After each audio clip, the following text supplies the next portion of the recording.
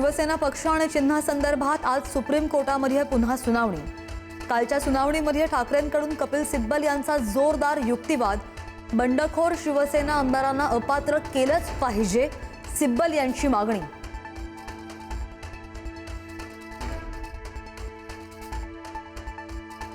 Eknath शिंदेंचा photo post करत संजय राऊतांनी शिवसेनेला डिवचलं। यांचा खेळ कायदेशीर मार्गानेच आटोपतोय, या संदर्भात आमच्या मनात शंका नाही, राऊतांचा टोला।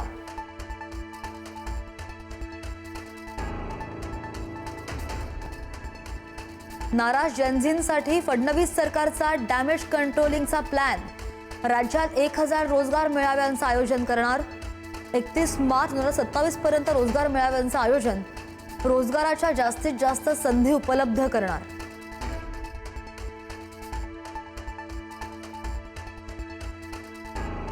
सरसंघचालक मोहन भागवतांचा आज जेनझींसोबत संवाद। जेनझी आणि जेन अल्फाशी संवाद साधणार। आज संध्याकाळी बीकेसी मध्ये कार्यक्रम। 100हून अधिक शहरांमधून 2000 विद्यार्थी सहभागी होतील।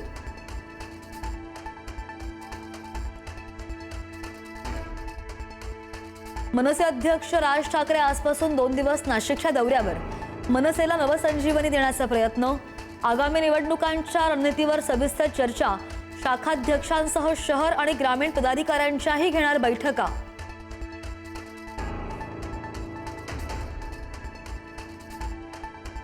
मराठा आंदोलक मनोज जरांगे पाटलांची आज महत्त्वाची पत्रकार परिषद। 29 ऑगस्ट रोजीच्या उपोषणावर काय बोलणार याकडे लक्ष। 28 ऑगस्टच्या आत मागण्या मान्य करण्याची मागणी।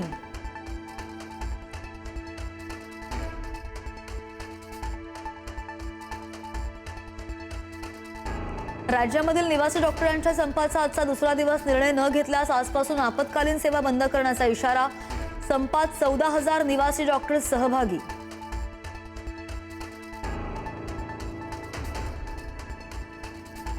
मोठ्या आवाजामध्ये गाणी लावल्याच्या किरकोळ कारणावरून दुहेरी हत्याकांड। विक्रोळीमध्ये बाप लेकाची चाकूने वार करून हत्या। आई आणि धाकटा मुलगा गंभीर जखमी। पार्कसाईड दोघांना पोलिसांनी घेतलं ताब्यात।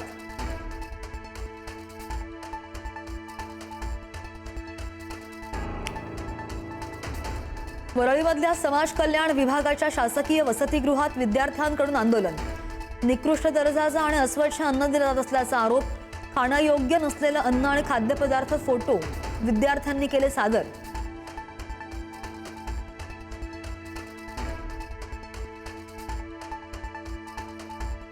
नाशिकमधल्या निमाणी बस स्थानकाची विदारक अवस्था। खड्ड्यांचं साम्राज्य आणि चिखलांचे तळे। ज्येष्ठ नागरिक, महिला आणि लहान मुलांचे हाल। चिखल तुडवत पकडावी लागते बस।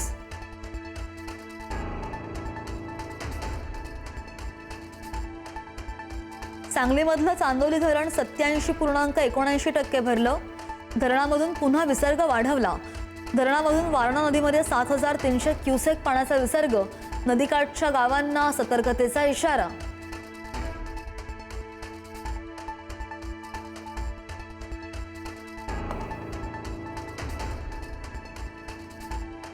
गणेशोत्सवासाठी पश्चिम रेल्वेकडून 7 विशेष गणपती गाड्यांची घोषणा।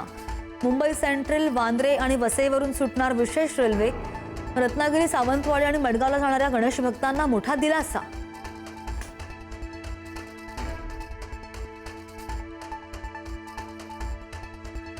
इलॉन मस्क यांच्या स्पेसएक्स कंपनीच्या रॉकेटचा अनियंत्रित तुकडा चंद्राच्या पृष्ठभागावर आदळला। ताशी 8690 किलोमीटर वेगाने तुकडा पडल्यानं मोठा खड्डा।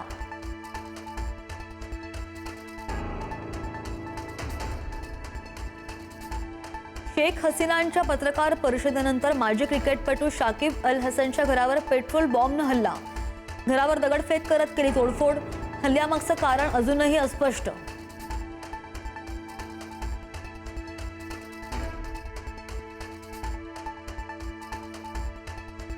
इराण चर्चेस तयार। ट्रम्प यांचा मोठा दावा। पुढील 48 तासांमध्ये चित्र स्पष्ट होण्याची शक्यता। करार न झाल्यास इराणला गंभीर परिणामांचा इशारा। समुद्रधुनी लवकरच खुली होण्याची ट्रम्प यांनी आशा व्यक्त केली आहे।